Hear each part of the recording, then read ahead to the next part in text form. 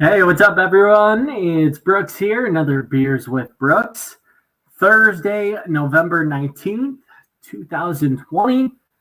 Hope everyone's having an awesome evening. I can't believe this week is almost over already. Time's flying. A lot's going on. A lot to be excited about, too. We have another announcement for our 2020 Cowpokes Working Western Fan Jam, which I'm so pumped about. I can't believe this lineup already. I mean, literally, I can go through it for days. But Darius Rucker, Lee Bryce, we've got Carly Pierce, Scotty McCreery, Russell Dickerson, Kaylee Hammock, Maddie and Tay, Jordan Davis. We're announcing two more names tomorrow to round up this lineup.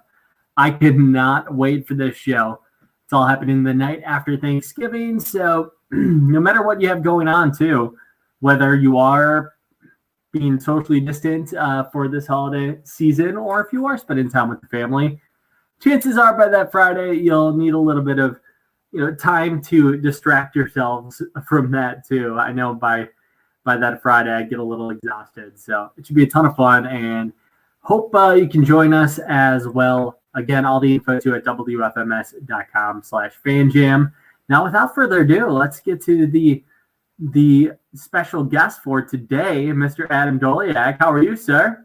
I'm good. How you doing, man? Hey, I'm not too bad. It's been a wild week. I feel like it just flew by this week. I don't know about you. I guess so. Yeah, I feel like any week that feels like it flies by this year is a good week. Yes, huge win, man. For the year, it's been going pretty slow, I feel like. How have things been with you overall? They've been good. I've actually, obviously no shows. I'm just kind of the type that has to dive in some way. So I've kind of put all that effort into writing. And I would say I've probably written twice as many songs as I would have this year as if it were a different year. We're probably at like 125 songs this year. So wow, it's been a good year for new music. That's good. Yeah, no kidding. And I feel like a lot of people have been making the most out of these opportunities. And surely enough, you have. I'm already seeing a lot of comments here. I know your fans have been ready for this. I was getting blown up on social media after you dropped that bombshell about joining today. Yeah. Shout out to Allison. It looks like we have Stephanie. We have Kelly here. And Kristen, who's been a regular in Beers with Brooks. Kristen actually brought up the suggestion of having Adam on, and luckily it was such a quick turnaround. I was like, oh, that's right, I gotta get Adam. So yeah, welcome, man. It's pretty cool. I mean, so this we haven't like crossed paths or anything yet, but I know you're doing a little bit of radio tour before everything closed down. How was that? It was great. Yeah, we made it to probably 45 stations or so before the COVID happened. And we were having a great time. This whole thing has been kind of a bummer for me, more so than anything, just momentum-wise, because I just signed a record deal late last year. And, Famous, my first single was going to radio, and we were all excited about that and got a little bit stunned by the COVID. But I did just find out that Famous just went gold, actually. So I'm really pumped about that. And we won't call a gold single a failed first single. Not at all, dude. That's incredible. We'll celebrate that. And then really excited to have Whiskey's Fine going to radio now, too. But it was great. I wish we could still be out there and obviously doing this in person now. I think a lot of people don't like radio tour. I actually was having a great time and love meeting everybody. So I'm excited. Hopefully we can tour. And once next year gets going, we can kind of get back to in person a little bit. But I'm glad we're able to do it this way, at least for now. I feel like it's a love-hate relationship with radio tour. Yeah. I feel like you love the opportunity, or you might at first, but then as it starts sinking in, some people, some artists just get a little bit more fatigued than others. And I don't blame either way. Right. However you feel about it. Because I can only imagine on both ends of the spectrum, but it's still, I mean, even this, having the opportunity to just have conversations, even if it is virtually, is great. So congrats, by the way, on the gold. That's awesome. Thanks, man. So was Famous out before you signed your record deal? Yeah. I thought I remember, like, was familiar with a lot of your stuff, and then I saw you got signed, and I was like, oh, right on.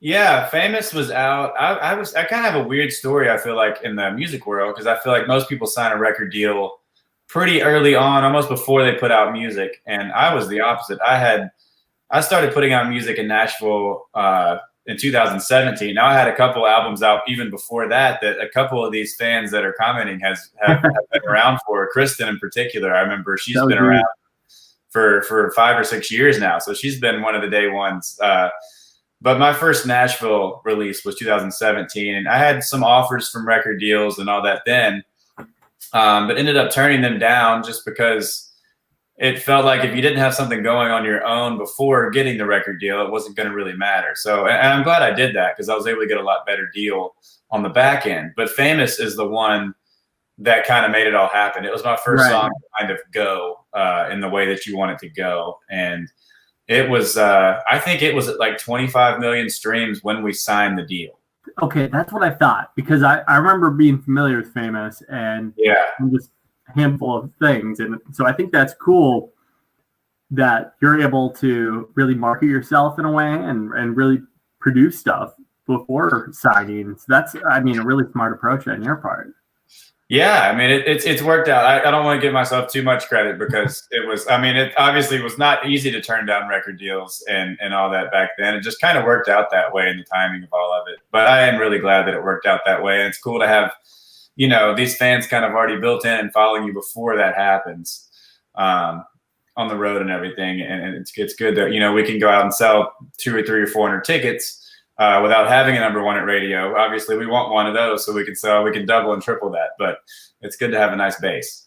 Is it almost like how, I mean, so many different sayings and cliches, but not wanting to peak too early, if that makes sense? I mean, really trusting the process, and a record deal would be great at that given moment, but you got to think long term. Yeah, I think so. And it's obviously, you have to be smart with a record deal. Obviously, no matter when you sign it, for that day and for the next couple of weeks when you're posting about it, it's going to feel great. But you got to look at, okay, what's really best here? Should I sign it now? Should I try to build something on my own and then sign? And I'm happy it happened that way because, like I said, I think we were able to get a better deal. But I think music is very much, you never want to lose momentum. Even if you're just kind of creeping up this way the whole time, it's better than having any kinds of tanks. So as long as your career is kind of tracking upwards the whole time, you're good to go in my brain. And then eventually you have that song that really pops off, or your first number one or whatever it is. And then you can kind of take off from there. And that's what we're hoping with this song. Just keep hitting singles, and then it's all about that batting average, and then you'll end up going yard on one. This is Erica's go-to question. Favorite rider while on tour? Favorite writer? Like, what do you have to have? Well, like, okay, my writer. Okay, yeah, I thought that's what she meant. I don't know. What's that? I love a good meat and cheese tray, which is the presentation of it is always something I look for. Some people go as far as to have, like a tablecloth laid out with all different cheeses and crackers and stuff like that, which I really appreciate. And also, and then some people just kind of do it really, like buy a pack of crackers at the store and some cheese and set it there for you. So I always judge places on how well they do the cheese board. And then another one I feel like I have to have is Miller High Life. Miller High Life has become a bit of me and my brand. It's just my favorite beer to drink. I think I just love the way the bottle looks so much that I love the way I feel when I drink it. So it's my beer of choice. That's your go-to? Yeah. That's funny you say that too. The whole the meat and cheese thing. Have you seen that new trend right now? It's like it's charcuterie boards meet gingerbread houses. It's like gingerbread houses for meat and cheese. It's I just saw it the other day. I haven't seen that. I've seen a big explosion of charcuterie boards, which I've actually called Sean Connery boards for years now because I don't. The other word's just too hard to say, and so I have a dream of starting a business one day called Sean Connery's and just sell nothing but charcuterie boards. That's amazing. I'm just pulling up this picture quick. I don't know if you see that right now. Oh, wow. Isn't that amazing? That's I've never seen it. That's awesome. I would be just thrilled if I walked to the green room and found that. Right. I love it. But yeah, so there's always an option too. So I love that. And then Miller High Life. Yep, that's fantastic. Yeah, I see Allison commenting on Miller High Life. She actually brought me Miller High Life. We did a drive-in show out in LA. And she actually brought Miller High Lifes for me and my buddy Spencer to drink while we were there. It was awesome. So I'm sorry, you mentioned the whole Miller High Life thing. How to go to? Is there a sponsorship there too, or just? Not yet. I'm gonna work on it. I've actually I've just kind of recently started posting about it, and they have been kind of retweeting and tagging me and stuff. So we'll see if we can get something worked out. I would definitely love for that to happen. That's how I always work on my endorsements and stuff here. And in fact, shout out to Best One of Indy. Never miss an opportunity. Right, exactly. It came up organically. This is from Kelly. Obviously, we're in Indy, but not too far, and she's a big fan. So, favorite place to play in Ohio? Hi, Kelly. I see Mitchell Tenpenny is in your profile picture on Facebook. I just saw Mitchell today, actually. So I'll tell him hello. I did. And I'd say my favorite place to play in Ohio is the Bluestone. It is in Columbus, I believe, and it's an old church. They have the stained glass windows. It's kind of like the Ryman in Nashville of Ohio in my brain. And we've played there a few times. We were supposed to headline a show there this year, actually, before all this shut down. But it's a great venue. I can't wait to get back. Kelly says that you need to be sponsored. Yeah, Kelly. Tag Miller High Life, please. Let them know. I'll be sure to do the same. We'll help you out. We'll start a campaign going. I love it. But yeah, I mean, obviously you're familiar with a lot of venues. You've been touring quite a bit and stuff like that. Have you had any moments, the pinch me type moments yet, as far as doing shows go, like where you performed in front of just an absurd crowd or anything like that? Yeah, there's been absurd crowds, but absurd crowds have never been large pinch me moments for me, just because I came from such a background of playing baseball in front of really big crowds, and that's kind of I've always done that. So it's more of the place I'm in that normally gets me. First one I would say would be the Grand Ole Opry.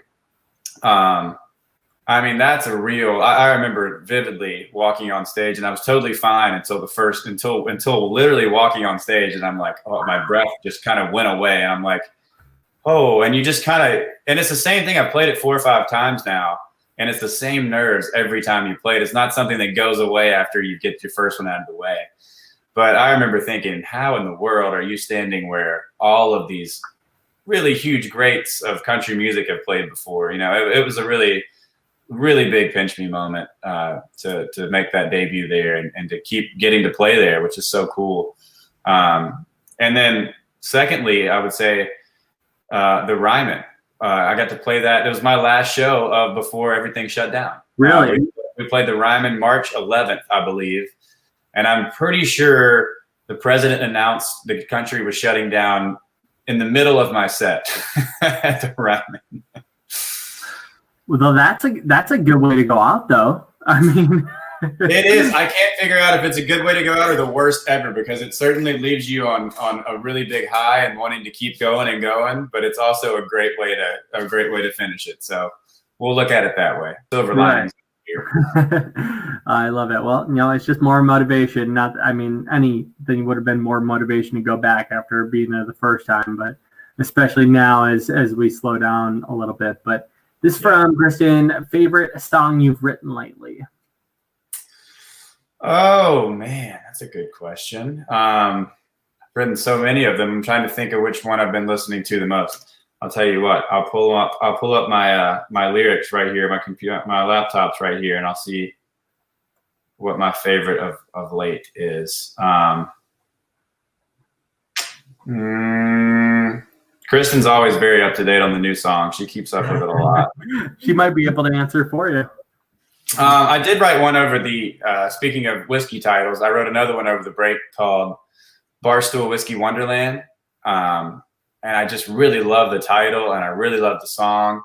And as far as I like to set goals 15 years in advance. So if I'm ever able to be one of these like Luke Bryan or Jason Aldean and have my own bar down on Broadway in Nashville or something like that, or Dierks Bentley, any of these guys, I think I found my title. I think it's going to be Barstool Whiskey Wonderland. And then we can have some signs saying, come on in, the whiskey's fine, hanging up too. So it should work good together. That sounds like a dream. I do any of those bars, I mean, now that I think about it, I mean, they're all artist themed, but not really like, I guess there's not a whiskey theme within it, any of them. No. So go for it. I mean, I guess you have Old Camp with FGL, but still, I mean, I love the name of that bar. That's amazing. I do too. I think it would also make a great album title. So that's hanging in there too. Well, there you go. Well, maybe that's the progression. You go from album title to bar, and then so on and so forth. But yeah, the quicker the better. That'd be great. From Ricky, he asked, your most embarrassing moment on stage. Oh, I have a good one. So we're opening for Kane Brown. I believe it was in Ohio. Probably late 2018, maybe. Yeah, late 2018. One of the bigger crowds we played for at this point. I think there was 6,000 or 7,000 people there. We had gotten to the last song, and we were playing Whiskey's Fine. We were closing the show with Whiskey's Fine. And all of a sudden in our in-ears, we hear this acoustic guitar that just is ringing. And we can't tell. It's in a different key than we're in.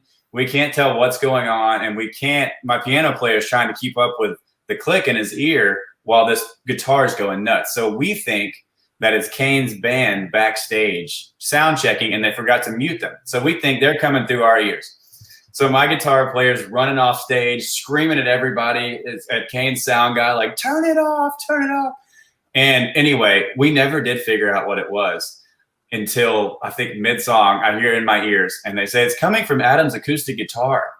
And I had a loop pedal, which for those of you who don't know what that is, if you've ever seen Ed Sheeran play acoustic guitar, he plays it, hits a pedal, and it keeps playing on its own. I used to have a loop pedal on my pedal board, and apparently I accidentally stepped on it with my foot and started the acoustic guitar loop from who knows when, probably weeks before. And so it turned out the entire shindig was completely my fault, and it was rather embarrassing. So you say you used to use? Yes, to use it. Is that why? I used to use it. I think it came off the pedal board that night, actually. I love it. And apparently, okay, I didn't think about this. Erica brought this up. Is it Dirk's bar called Whiskey Row? Good point. But that's a solid point. It is very much called Whiskey Row. Yeah. Here we go. Let's see some more comments here. Jennifer says you'll be exploding on the seat soon. Feel like coming. This is another thing. I mean, you have another opportunity here. Where are you coming out with your own whiskey? That's a must-have. That's a interesting question. I actually just finished the first barrel of it. Actually, is Adam Doleac, Come On In, the Whiskey's Fine whiskey. Did you actually? I did. I've got a buddy. Have you ever drank Pickers vodka? Mm-mm. You ever heard it? Okay. It's very much it's becoming a household name, definitely in the Southeast and here in Nashville, Tennessee. So he has Pickers vodka, which is doing really well. And he's been doing Pickers, Pickers. Okay. Yeah. It's very based around music and everything. Everything he does is all made in Tennessee and Nashville centric and everything like that. So he has that, but he's been slowly making a whiskey side of his company as well. And he's always loved this song. So we are it started out as making a gift for all of radio, which we are sending out, I believe Monday. So you'll be getting it. And it's really cool. We made a custom box that says "Come On In, the Whiskey's Fine." It's got all this really cool detail into it. And then I actually got it to go in, taste a bunch of whiskeys, blend them together, and pick my favorite, kind of make my own barrel. And so we bottled it, and we're going to keep making it. I think we're going to start in Mississippi just because that's where I'm from.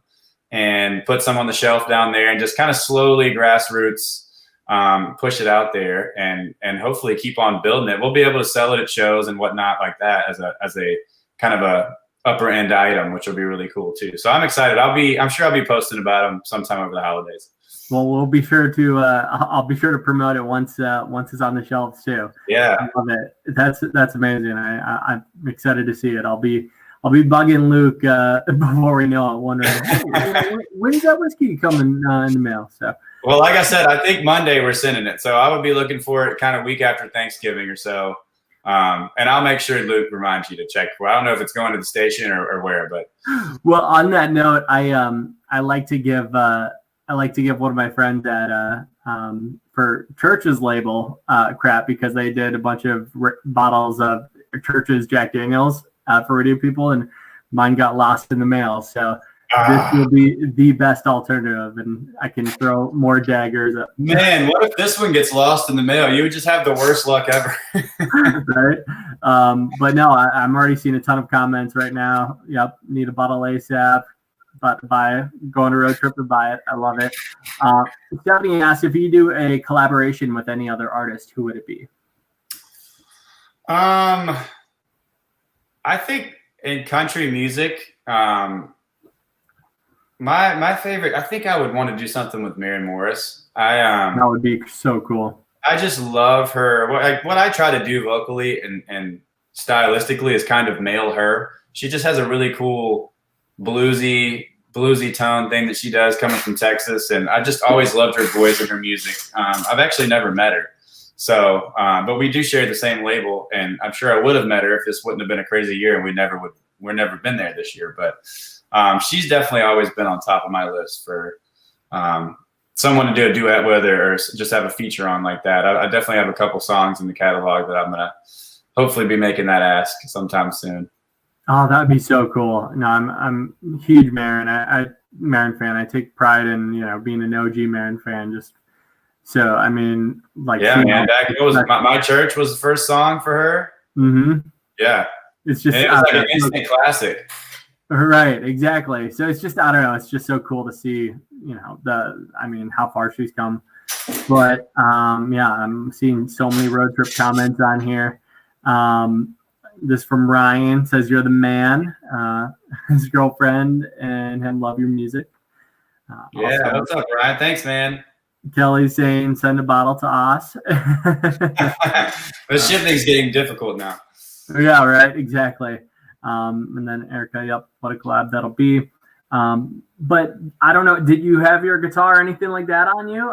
Not to put you on the spot, I guess. Yeah, I do. Go over this with Luke, but if you wouldn't mind playing something. Sure. Hold on one sec. Yeah, do your thing. I've got about 17 guitars in this room we're in right now. How convenient. Any requests? Should we let somebody request one? Okay, let me see what we had so far, but I'm sure we'll get a bunch of comments instantly. Let's see any comments. All right, I see back to back for Famous. If you're down for that. This is what I call the famous green guitar. As you see a couple comments coming in. Yeah. It's people call it seafoam green or whatever, but the cover for Famous was this color. So I just kind of started putting it in everybody's brain. It's now called Famous Green instead of seafoam or whatever. That's good branding right there. Yeah, I'll play a little bit of Famous. Oh.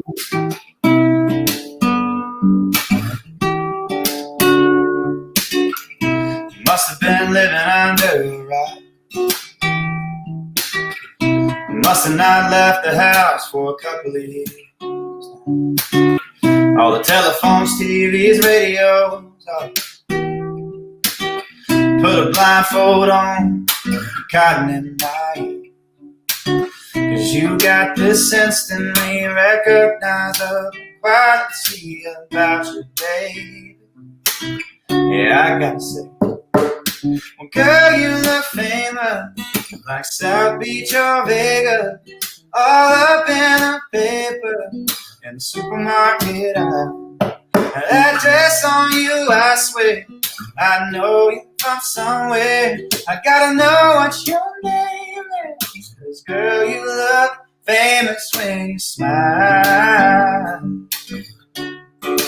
Famous when you smile.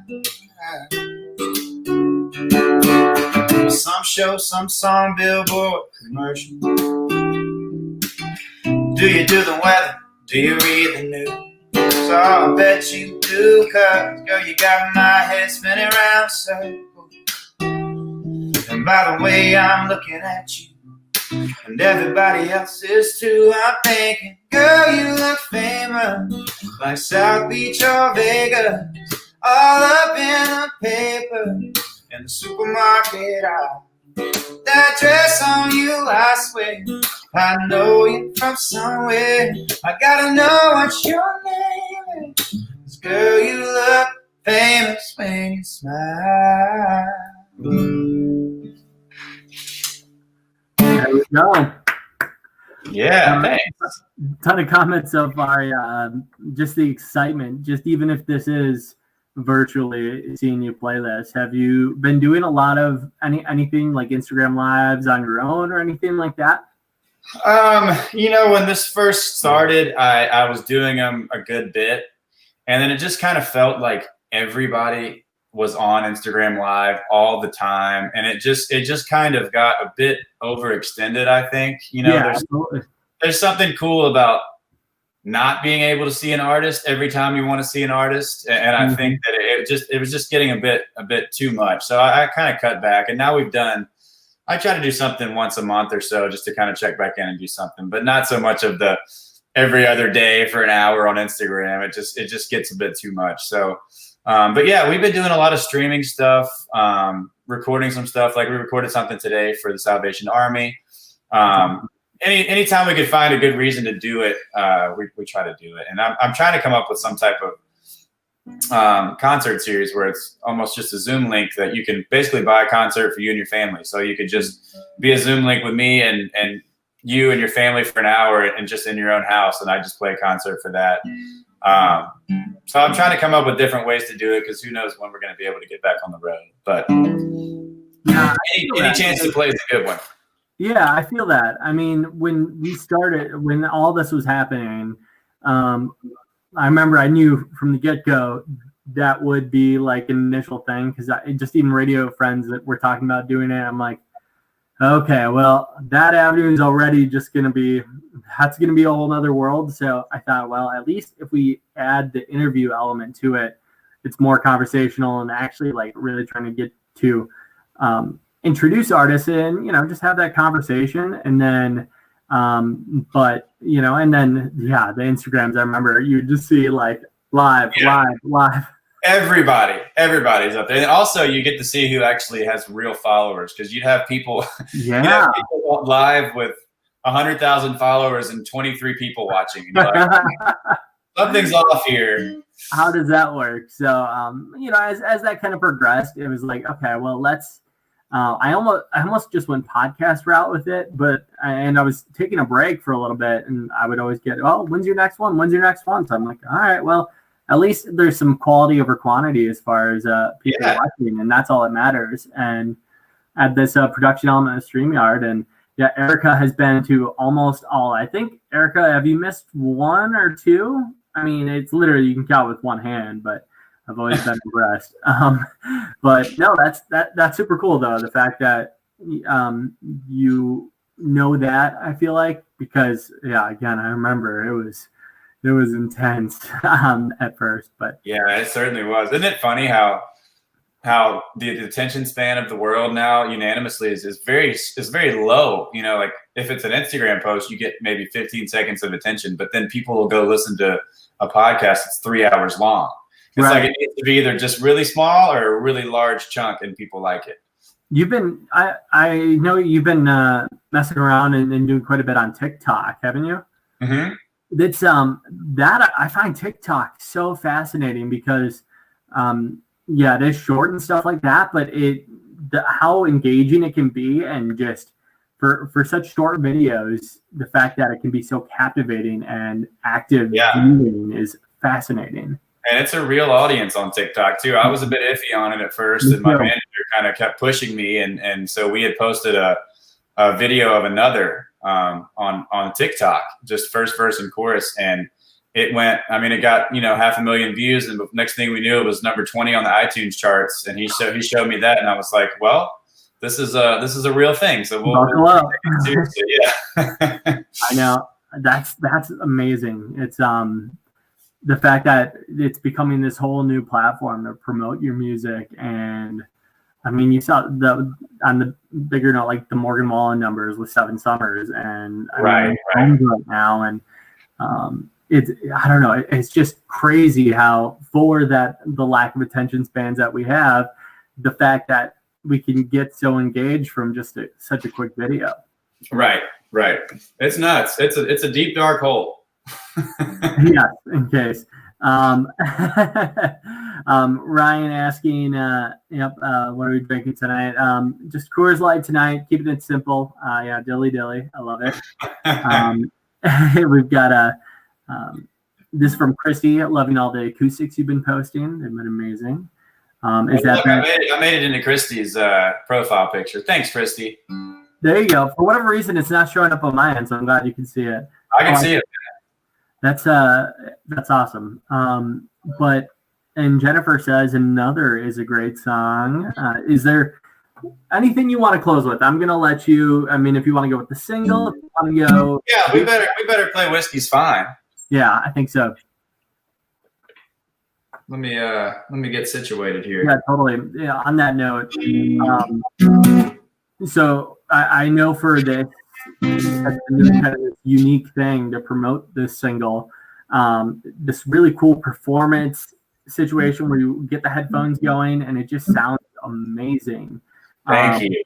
What was it? What's that process like as an artist? I mean, is it anything different you're really doing on your end, or is that all back end stuff? Or no, it's the technology is called SoundFi, which is essentially the we play a show just like we would play a show. We're wired in playing a show, and it's the same technology you hear in the movie theater when they're doing movie trailers. That kind of gives you that big. It kind of makes you feel like you're there. And they call it an 8-ball mic. So the only microphone we're recording through is actually a mic that's sitting in the middle of the room in front of us that you aren't able to see from that video, but it's right under the camera, and that's picking up every frequency in the room. And I'm no rocket scientist when it comes to sound, but they're able to take that. While we're playing that, they're actually mixing it from LA. We're in Nashville. They're mixing live from LA, which is some crazy technology. And they just make it to where it really does feel like you're kind of sitting right there in the room listening. And so Sony's done a great job with getting that in place and allowing new artists like myself to have at least some type of performance and radio tour presentation before we hop on a Zoom or whatever it is. So it's been good, and we've been getting a lot of reaction from that. And it seems like everyone's loving the song, so I'm really excited about it. That's amazing. So yeah, I'll close with "Whiskey's Fine."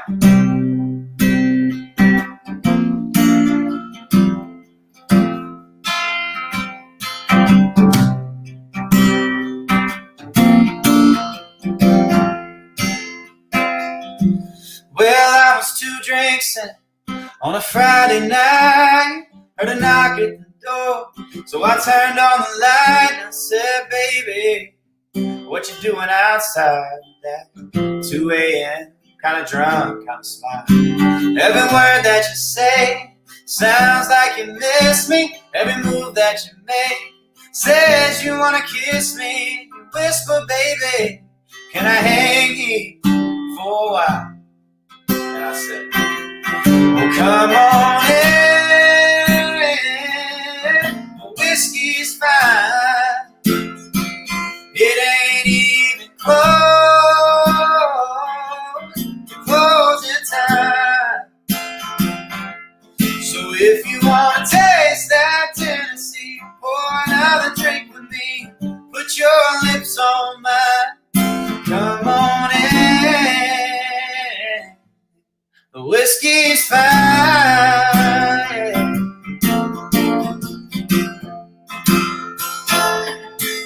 Well, you're pushing me against the wall, leaving a trail of clothes, and I'm sorry it's down the hall. Oh, you're leaving your mark with that lipstick red, and I'm falling back in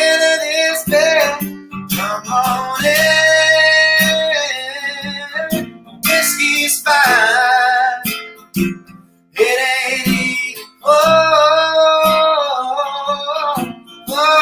time, no. Oh, if you wanna taste that Tennessee, pour another drink for me. Put your lips on mine. Come on in. Oh, the whiskey's fine. Yeah, yeah, baby.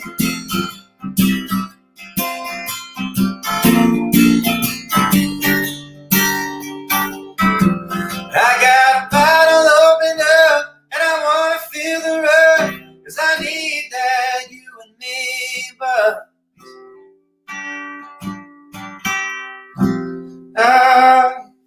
so won't you come on in? The whiskey's fine, baby. It ain't even close to closing time. No, no, no. Oh, if you wanna taste that Tennessee, pour another drink for me and put your lips on mine. Come on in. Whiskey's fine. Oh, girl, come on in.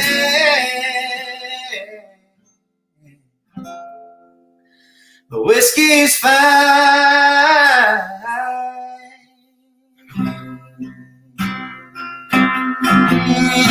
Yeah.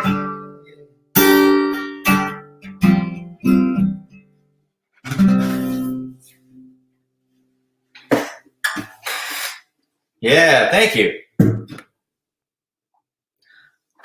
I think you're muted. There we go. There I you made go. sure to mute myself so I didn't step on that. But no, that's fantastic, man. The single I think is killer. I mean, I love that piano too, and but acoustic, that was great too. I dig it a ton. So this promoting a new record and new music right now, and it is obviously, I mean, it's always kind of an interesting uphill climb, but with this, I mean, I know the challenge there. So, I mean, the really, really great songs cut through, and it sounds like lip service, but I mean, I genuinely think it's a fantastic song. So, well, thank you so much, man. And thank you for your kind words and for your support on this song. And yeah, I agree with you, man. I know it's tough. It's always tough, even before COVID, being a new artist, but even now it's even harder. But I think you got to start with a hit song, and I think we got that. So I'm excited to see where it goes. Absolutely, man. Keep hustling, and I'm looking forward to. I saw this. I pulled it up from America, and I meant to mention it, but make sure Indy is on your next tour list. I love Indy, man. I can't wait to get back up there. Absolutely. So it'll be awesome to have you through, and I appreciate you getting some of your fans along here for the ride, at least today. So that was a ton of fun. Of course, man. Thank you for having me. Hopefully I can hang with you soon in person. We'll have some of that whiskey I'm sending you. I appreciate it, man. Take care. All right, brother. You too. See ya. Thanks so much for watching, guys. If you aren't familiar with this, coming through from Adam's camp, I'm Brooks here. I can take out this banner quick. I'm Brooks. I'm with 95.5 WFMS here in Indy. I'm on afternoons 3 to 7, and we have an amazing show while I have you here. We have our Cowpokes Work in Western Fan Jam. So a week from tomorrow, the Friday after Thanksgiving, it's going to be so much fun. We've got Darius Rucker as our headliner, Lee Bryce, Russell Dickerson, Carly Pierce, Scott McCreary, Jordan Davis, Maddie and Tay, Kaylee Hammock. Exhale, that was a lot to say, but doing it in just a short amount of time, just saying all those names. And then we have two more artists we are announcing tomorrow morning, 9 a.m.